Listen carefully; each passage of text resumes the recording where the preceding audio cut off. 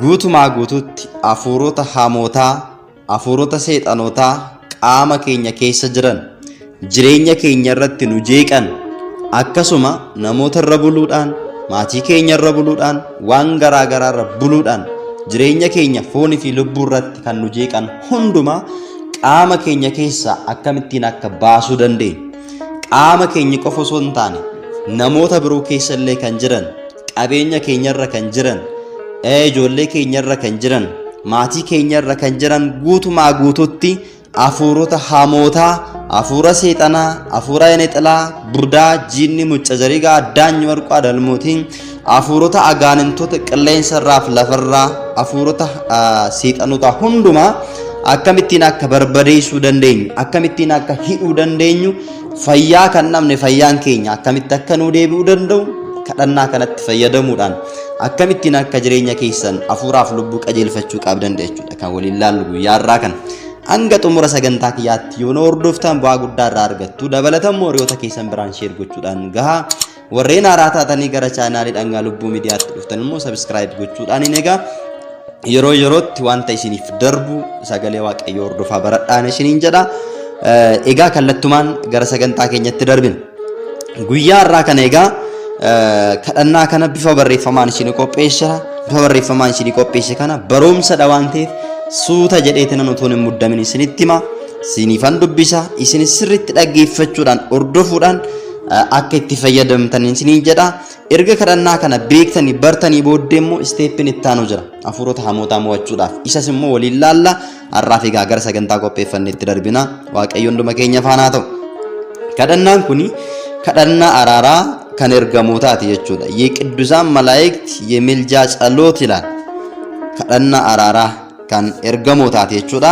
kanaafi kadhannaa kana jalqabarraa kaaneeti jechuudha kan nuti kadhannu kadhannaa araaraa 99 gurmuu ergamootaa jedha gaafa kadhannaa keessan jalqabdan egaa iddoo kadhannaa qopheeffattanii naxalaa keessan uffannaa keessan erga bifa fannoodhaan uffattanii guutummaa qaama keessanii ergas yeroo sadiif mallatteessitaniin booddee jechuudha maqaa abbaa kan ilmaa kan hafuura qulqulluu waaqa tokko amiin jettanii yeroo sadi erga of mallatteessitanii maaloo yaa waaqayyo kadhannaa araaraa 99 gurmuu ergamootaa irratti hundaa'ee ulfaattuu mana qulqullummaa kee ishee lafarraa kana keessa dhaabbadhee kadhannaa ani sitti dhiyeeffadhu kana kabajamtuu kan taate mana qulqullummaa kee samii irratti naaf simadhu maaloo xuraa'oo kan ta'an walgayii afuurota seexanaa anaan sodaachisuudhaaf anaan jeequudhaaf walitti qabaman 99 gurmuu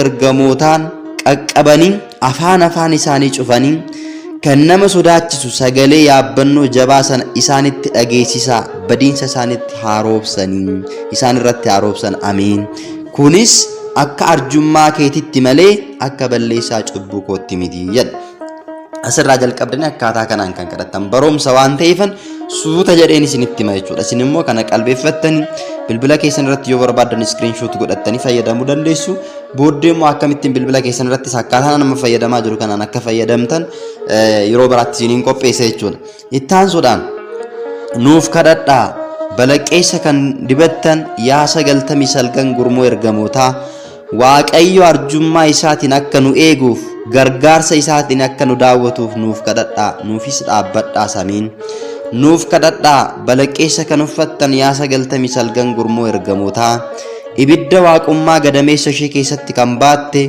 giiftii keenya dubaroo maaramiidhaaf jedhaatii guyyaa hundumaaf yeroo hundumaa kadhannaa addaa keenya kana olluu baasamiin nuuf kadhadhaa balaqqeessa kan badhaafamtan yaa 99 gurmuu ergamootaa waaqayyo dha'icha murtaa'eef dheekkamsa ajajame jala akka nu dhoksuuf haadha waaqayyo kan taate giiftii keenya maaramiidhaaf jedhaatii kadhannaa keenya olluuf baasaa amiin nuuf kadhadhaa yaa 99 gurmuu ergamootaa gooftaa Yesuusin yeroo daa'imummaa isaatti kan guddiste giiftii keenya dubaroo maaramiif jedhaatii waaqayyo argatanii dhabuu irraa diina fira fakkaatu irraa akka nu baraaruuf kadhannaa addaa keenya kana olluuf baasaa amiin nuuf kadhadhaa yaa 99 gurmuu ergamootaa siree irratti nama hidhee dhiphinaan nama dararee boquu namaa jallisee kan nama ajjeesu dhukkuba addaa irraa Waaqayyo teessoo isaa kan ulan Suraafeliif jedhee akka nu eeguuf yeroo hundumaa sa'aatii hundumatti kadhannaa keenya kana ol nuuf baasaa. Ameen. Nuuf kadhadhaa. Baattuu teessoo Waaqayyo kan taataniif yaa ergamoota arfanuu fakkaattuu bineensotaa qaama namaa quncisee bifaa fi fuula dhidhiitessee kutaalee qaama namaa walitti qoraadee kan ajjeesu eedisii fi gudufii kan jedhaman dhukkuba jabaa dhukkuba baraa irraa Waaqayyo tajaajiltoota galma gooftummaa isaatiif kan ta'an Suraafeliif jedhee akka nu eeguuf yeroo hundumaa sa'aatii hundumatti kadhannaa addaa keenya kana ol nuuf baasaa. Ameen. Nuuf kadhadhaa.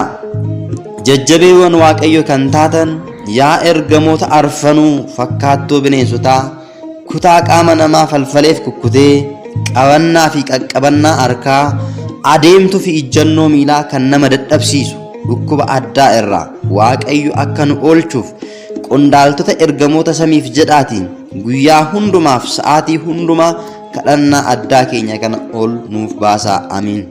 Nuuf kadhadhaa. Yaa 99 gurmuu ergamootaa funyaan ukkaamsee afaan cufee idda dhiigatiin raabsamee keessa namummaa walitti hidhee kan jiraatu hidhaa dhukkubaa jalaa Waaqayyo akka nu dhokfatuuf gadameessa keessatti afuu isaa fi dhalachuu isaa Gooftaa nu yaadachiisaa kadhannaa addaa keenya kana ol nuuf baasaa. Ameen. Nuuf kadhadhaa. Yaa 99 gurmoo ergamootaa dhaabbannaa kan jajallisu irraa arraba kan hidhu irraa dubbannaa kan giingigsu irraa adda kan ta'e haxxummaa seexanaa irraa Waaqayyo akka nu eeguuf sirna kittaannaa ilmaa fi cuuphamuu isaa yaadachiisaa kadhannaa addaa keenya kana ol nuuf baasaa. Ameen. Nuuf kadhadhaa. Yaa 99 gurmoo ergamootaa garaacha keessatti kan kuufamu mar'imaan kan micciiru lafaan kan nama maru sammuu namaa kan dadhabsiisu dhukkuba addaa irraa akka nu baraaruuf sirna lagannaa ilmaa fi barsiisa seera isaa yaadachiisaa kadhannaa addaa keenya kana ol nuuf baasaa. Ameen. Nuuf kadhadhaa.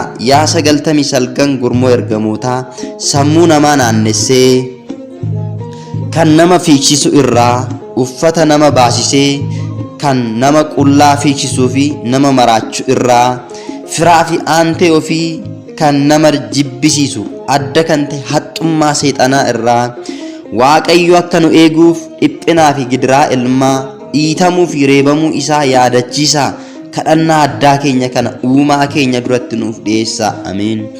Nuuf kadhadhaa. Yaa 99 gurmoo ergamootaa dhiibbaa seexanaatiin dhiibbamanii boollatti kufuu galaana liqinfamuu finyoodhaan of ajjeesuu irraa Waaqayyo akka nu eeguuf kabalamuu fuulaa ilmaa fi rukutamuu mataa isaa yaadachiisaa kadhannaa addaa keenya kana fuula Waaqayyoon nu ga'a. Ameen. Nuuf kadhadhaa. Yaa 99 gurmoo ergamootaa namummaa namaa kan joonjessu sammuu kan nama raatessu jireenya namaa kan qoru yaada qalbii namaa kan summeessu hadda kan ta'e haxxummaa seexanaa irraa Waaqayyo akka nu eeguuf sirna fannoo ilmaa fi dhiibbitii du'aa isaa yaadachiisaa kadhannaa keenya kana fuula Sillaaseetti nuuf dhiyeessaa. Ameen. Nuuf kadhadhaa. Yaa 99 gurmoo ergamootaa hafuura seexanaa irraa kan ka'e ija kan nama bobaasisu ilkaan kan nama qarsiisu dugda kan nama goobeessu adda kan ta'e dhukkuba macaaguu irraa Waaqayyo akka nu eeguuf ulfaattuu du'aa ka'uu ilmaa humna ol ba'uu isaa yaadachiisaa kadhannaa addaa keenya kana fuula Waaqayyotti ol nuuf baasaa. Nuuf kadhadhaa. Yaa 99 gurmoo ergamootaa kiyyoo haxxummaa seexanaa adda addaa irraa ragaa sobaa nama irratti qophaa'u jala Waaqayyo akka nu oolchuuf guyyaa boqonnaa Waaqayyo kan taate guyyaa sanbataaf ifa du'aa ka'uu isaa kan itti mul'ate guyyaa dilbataa sanbata lamaanuu yaadachiisaa kadhannaa addaa keenya kana teessoo abbaa ilmaa fi hafuura qulqulluu biraan nu ga'a. Ameen. Nuuf kadhadhaa. Yaa 99 gurmoo ergamootaa nagaa argachuudhaaf jireenya sochoofachuudhaaf waaqayyo daandii qajeeltuu irraa akka nu gaggeessuuf ulfinaa fi kabajaan lammaffaa deebi'ee dhufuu ilmaa yaadachiisaa. Rakkinaa fi dhiphina keenya uumaa keenyatti nuuf beeksisaa. Nuuf kadhadhaa. Uffata calaqqeen kan faayamtan yaa 99 gurmuu ergamootaa nagaadhaan baanee nagaadhaan akka galluuf itti nu yaadachiisaa. Waaqayyo cubbuu keenya akka nu dhiisuuf guyyaa hundumaaf sa'aatii hunduma kadhannaa addaa keenya kana gara samiitti ol nuuf baasaa. Ameen. Nuuf kadhadhaa yaa gurmuu ergamootaa hundumaa kadhannaa guutuu taateen nuuf kadhadhaa. Kadhannaan keessa sobni kan keessa hin jirre donqummaa kan of keessaa hin qabne waaqayyo duratti guutuu fi fudhatamuudha. Maaloo yaa waaqayyo uumaa koo kadhannaa addaa waldaa ergamootaa hundumaa simattee biyya keenya Itoophiyaa weerara diinaa irraa nu ummata keessa waraana irraa beela irraa akkasumas dha'icha irraa biyyaaf mootummaa irratti lubbuuf qabeenya irra kan ga'u kan nama naasisuuf kan nama dhiphisu hunduma jalaa nu dhoksi. Ameen jechuudhaan egaa akkaataa kanaan kadhannaa kana hundumti keessan fuula waaqayyo fuulduratti iddoo kadhannaa keessanii dhaabbattanii ni kadhattu jechuudha. Kadhannaa kana erga kadhattanii booda wanti isinitti dhaga'amu jiraachuu danda'a. Qaama keessan keessa wanti isin gubu jiraachuu danda'a, isin nazzaru jiraachuu danda'a. Qaama keessanitti dadhabbiin garaagaraa isinitti dhaga'amuu danda'a. Kadhannaa sana akka isin addaan kuttaniif wantoonni isin aggafaffaan jiraachuu danda'u. Isin immoo yeroo sanatti egaa jabaattanii kadhachuu qabdu. Yeroo sanatti immoo qaama kiyya keessa teessee kadhannaa kana akka hin kadhanne kan na taasistu hafuurri seexanaa hundumti keessan hafuurri nagaaninti qaama kiyya keessa jirtan maqaa Sillaasiitiin maqaa qulqulluu Mikaa'eliif qulqulleettii durboo Maaramiitiin qaama kiyya keessa buqqaabaa hidhamaa jettanii gara si'oolitti galaa jettanii hin abaartu jechuudha ofirra. Kadhannaan kun kutaa tokkoffaadha. Kutaa lammaffaan isaa immoo itti fufaa. Kutaa lammaffaa kanatti aansitanii immoo kan kadhattan jira jechuudha. Kuni waa'ee dhukkuboota qaama keessan keessa jiru, hafuurota qaama keessan keessa jiru, jireenya keessan keessatti kan isin dhiphisu. Fakkeenyaaf dhukkubbii sammuu ta'uu danda'a, yaada isin dhiphisuu danda'a, waan hin taane fuula keessa fuuldura fiduu danda'a, abjuudha isin rakkisuu danda'a. Wantoonni garaagaraa jiraachuu danda'u jechuudha. Isin hin beektu waan ta'eef wanta isin rakkisu kana qaama keessan keessaa guutumaa guututti akka ba'uuf maqaa waaqayyootiin egaa kadhannaa kana akkaataa kanaan ni kadhattu jechuudha. Erga kadhannaa kana kadhattaniin booddee dhumarratti egaa wanti isin gootan wantoonni qaama kiyya keessa jirtan hundumti keessan hafuuronni qaama kiyya keessa jirtan hundumti maqaa isaanii waamtanii hafuurri budaa, matatiin, ayini xilaan, jinniin, hafuurri jaajaatami jaaluu, maatiin cajarii gaaddaanyoo erqa adannuuti. Hafuuronni seexanotaa qilleensa irra teessanii kan na qortan, si'oolii keessa teessanii kan na qortan, namarra teessanii kan na qortan, jireenya kiyya irra teessanii, uffannaa kiyya, nyaata kiyya irra waan garaagaraa irra teessanii kan na qortan hundumti keessan maqaa Sillaasiitiin waan isinaa barbadeessu. Sillaaseen isinaa barbadeessu barbadaa guutummaa qaama kiyyaaf jireenya kiyya fooniif lubbuu kiyya keessaa baagara si'oolitti galaa jettuun. Akkasuma immoo nyaanni ani nyaadhu, dhugaatiin ani dhugu, bakki ani deemu, dubbiin ani dubbadhu, uffanni ani uffadhu, bakki ani jiraadhu hundumtu ibidda ta'ee isinaa gubu. Samii fi lafti ibidda ta'ee isinaa gubu. Bakka akkaan abboo isinitti taabu maqaa Sillaasiitiin barbadaa. Waan isinaa barbadeessu, waan isinaa galaafatamaa jireenya kiyya keessaatii fooniif lubbuu kiyya keessaa qormaata garaagaraa kan itti taatan hundumti keessan hafuuronni seexanaa fi agaanintoonni hundumtu maqaa Sillaasiitiin barbadaa waan isinaa barbadeessu jettanii akkaataa kanaan ni abaartu. Dhumarratti yaa abbaa keenya jettanii kadhannaa keessan kadhattanii ni xumurtu jechuudha. Kuni kadhannaa isteeppii isa jalqabaati jechuudha. Suuta jedhameeti gara hundumaatti kan galamu waan ta'eef asirratti jijjiirama arguu ni dandeessu jechuudha. Kanaafuu akkaataa kanaan kadhannaa kana kadhadhaa. Kutaa lammaffaatti immoo jireenya keessan irratti kan isin qotu. Fakkeenyaaf hojii keessan irratti ta'uu danda'a, isinitti naafuu ta'uu danda'a, namarra bulee naafuu danda'a. Isa kana immoo akkamittiin akka ofirraa dhorkuu dandeessanidha. Kadhannaa itti aanu kan isinii dhiyeessu waan ta'eef iyyuu